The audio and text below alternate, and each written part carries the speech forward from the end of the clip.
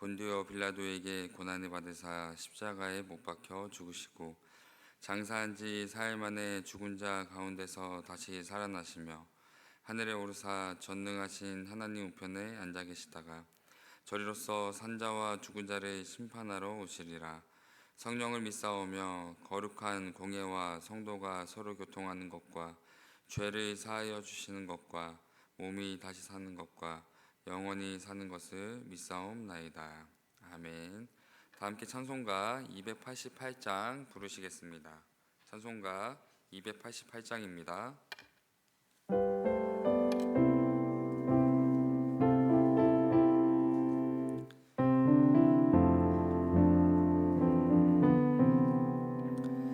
예수를 나의 구주 삼고 성령과 피로써 거듭나니 이 세상에서 내 영혼이 하늘의 영광 누리로다. 이것이 나의 간증이요 이것이 나의 찬송일세.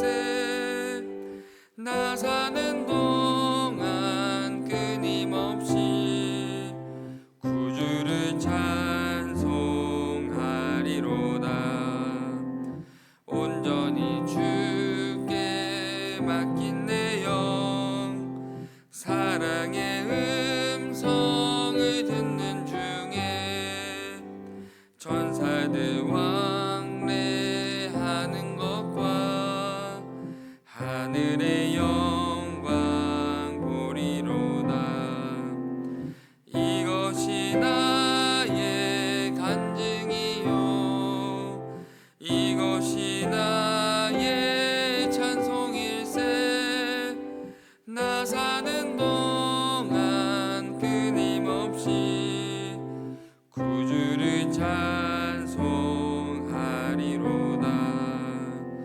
주 안에 기쁨 누림으로 마음의 풍랑이 잔잔하니 세상과 나는 간 곳 없고 구속한 주만 보이도다. 이것이 나의 간증이요 이것이 나의 찬송일세. 나 사는 동안 끊임없이 구주를 찬송하리로다.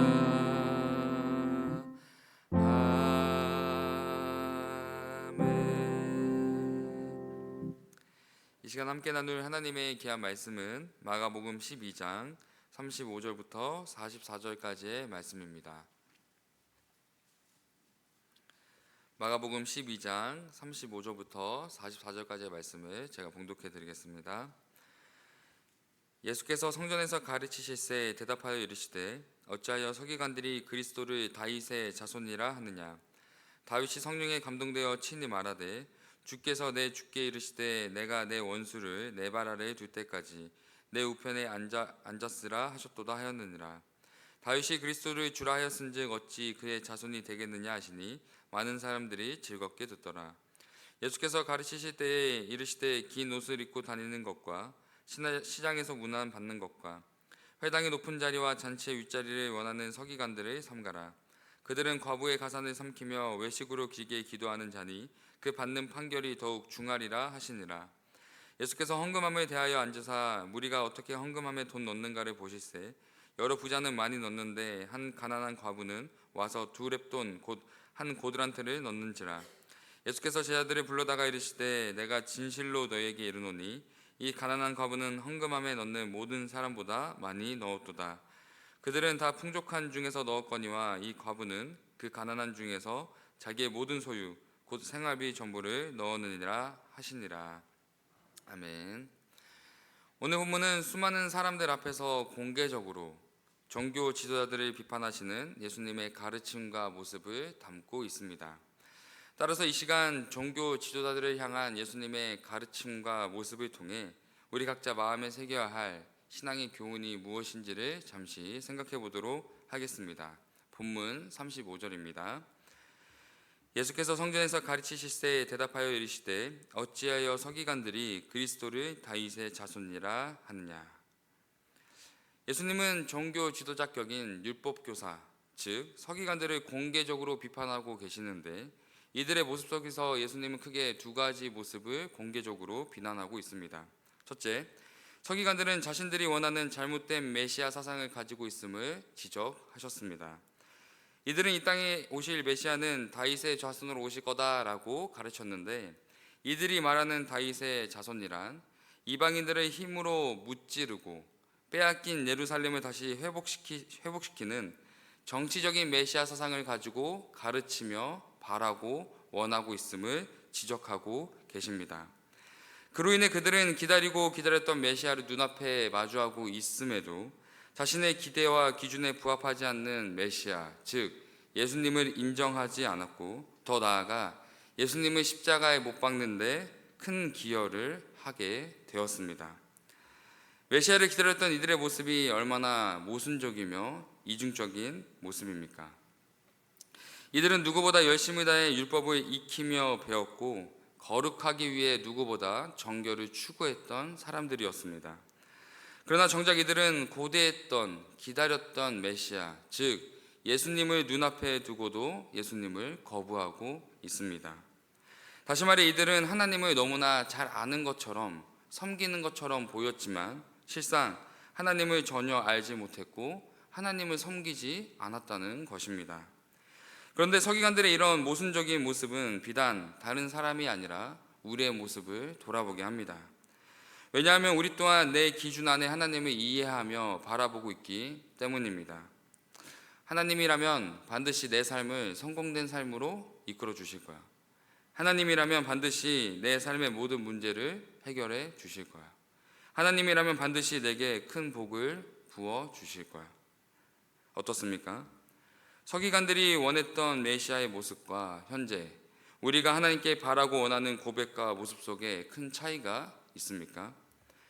만약 하나님을 향한 우리의 시선과 고백이 하나님을 하나님 되시게, 하나님을 올바르게 알기 위한 고백과 모습보다 하나님을 향해 무언가를 구하고 바라는 신앙의 모습뿐이라면 반드시 우리의 모습을 돌아보며 점검해야 합니다. 한마디로 우리의 주인 되신 하나님을 오히려 내가 주인 되어 하나님을 바라보고 있지 않은지를 돌아봐야 한다는 것입니다. 왜요? 우리도 서기관들처럼 하나님을 믿는다 하지만 하나님의 이름을 한 또 다른 우상을 섬기고 있을지도 모르기 때문입니다. 그래서 예수님은 서기관들을 향해 무엇보다 가장 먼저 그들이 가지고 있는 잘못된 메시아 사상을 지적하시며 올바르게 깨닫길 원하셨던 것입니다. 뒤이어 예수님은 38절부터 40절의 기록처럼 서기관들의 외적인 모습, 즉 신앙의 모습을 지적하고 계십니다. 첫째, 그들은 긴 옷을 입고 시장에 다니며 문안을 받았습니다. 둘째, 그들은 회당의 높은 자리와 잔치의 윗자리를 탐했습니다. 셋째, 그들은 과부의 가산을 삼켰습니다. 넷째, 그들은 외식적인 긴 기도를 들었습니다. 예수님이 지적하신 그들의 네 가지 신앙의 모습 속에 우리는 무엇을 발견할 수 있습니까? 자신이 주인 되어버린 그들의 신앙의 모습을 발견할 수 있습니다. 다시 말해 하나님을 경외하고 사랑하는 반응, 그 마음에서 시작되어야 할 신앙 생활이 자신이 주인된 마음에서 시작되어 세상과 사람들에게 인정받고자 하는 비정상적인 신앙의 모습을 우리는 볼 수 있는 것입니다. 심지어 이들은 자신의 신앙 행위를 통해 누군가의 가산을 쉽게 빼앗기도 했습니다. 본문 44절입니다. 그들은 다 그 풍족한 중에서 넣었거니와 이 과부는 그 가난한 중에서 자기의 모든 소유 곧 생활비 전부를 넣었느니라 하시니라. 예수님은 41절부터 44절까지 가난한 과부의 헌금 비유를 말씀하고 계시는데 이 비유는 헌금에 대한 가르침을 담고 있는 동시에 보호받지 못하는 과부의 비참한 현실을 숨김없이 드러내고 계십니다. 왜 그럴까요? 서기관들의 비정상적인 신앙 행위 때문에 하나님을 섬기는 공동체 속에 균열과 간극이 생기며 보호받아야 할 사람들이 보호받지 못하는 현실에 분노하고 계시는 것입니다. 따라서 이 시간 우리는 올바른 신앙의 모습이 무엇인지, 올바른 신앙생활이 무엇인지를 생각해 봐야 합니다. 내 신앙의 모든 행위가 어떤 마음에서 지금 시작되고 있는지, 내 모든 신앙의 행위를 통해 누가 영광받고 있는지를 생각해 봐야 한다는 것입니다. 그러므로 우리는 매 순간 신앙의 모든 모습을 끊임없이 돌아봐야 합니다. 사랑하는 성도 여러분, 우리는 성경을 보면서 바리새인 서기관과 같은 종교 지도자들을 너무나 쉽게 판단하고 그들을 평가절하하지만 사실 그들은 누구보다 열심을 다해 율법과 말씀을 가까이 하였고 경건하고 거룩한 삶을 살아내려 했던 사실 너무나 대단한 사람들이었음을 우리는 기억해야 합니다. 그러나 그들이 보였던 신앙의 위대한 열심과 노력이 하나님을 올바르게 아는 마음, 하나님이 중심된 마음에서 시작되지 않았을 때 모순적이며 이중적이며 하나님을 분노케 하는 죄악된 모습으로 변질되었음을 우리는 반드시 기억해야 합니다. 그러므로 우리의 신앙을 사람들의 시선과 평가에 귀를 기울이며 나아가는 것이 아니라 하나님의 말씀 앞에 진실되게 거룩하게 경외하는 마음으로 매 순간 살아갈 때 아무도 우리의 모습을 보며 인정하지 않더라도, 아무도 우리의 모습을 보며 칭찬하지 않더라도 하나님께 인정받으며 하나님을 하나님 되시게 높여드리는 영광스러운 신앙의 삶을 살아가게 될 것입니다. 그러므로 오늘 하루 주어진 말씀을 마음에 새기며 말씀 안에서, 하나님 안에서 하나님의 시선 아래에 살아가는 저와 성도님들의 삶이 되기를 예수님의 이름으로 사랑하고 축복합니다. 기도하겠습니다. 사랑의 하나님, 오늘 하루를 허락하시고 예배의 자리로 이끌어 주심에 감사합니다.